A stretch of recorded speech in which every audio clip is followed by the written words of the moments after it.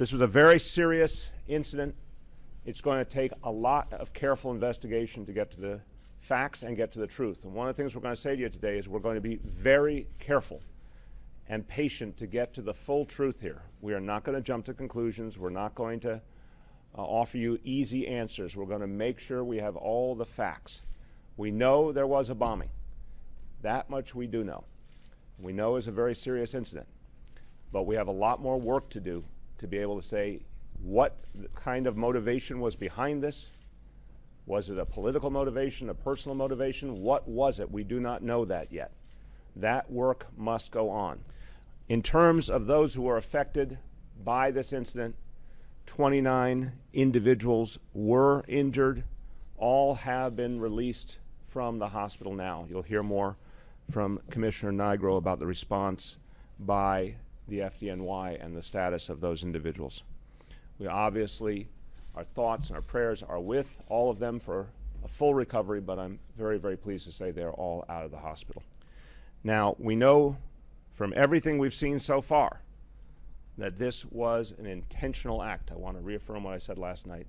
But again, we do not know the motivation. We do not know the nature of it. That's what we have to do more work on. The investigatory agencies continue to look to see if there is any specific connection to the incident in New Jersey. At this point, we do not have any specific evidence of a connection, but that will continue to be considered. So we're not taking any options off the table. I want to be very clear about that. So I'm going to give you an update on last night's incident and what's going on right now. So we have two separate crime scenes. And keep in mind, we're in the middle of a very complex post-blast investigation and a number of agencies involved. There's, of course, the NYPD, the FBI, the ATF, and the state police. So there are many agencies involved in this complex investigation. We're still gathering evidence at 23rd Street, and we did find some components indicative of an IED. We moved the device from 27th Street up to Rodman's Neck last night, and the bomb squad is in the process of working on that device right now.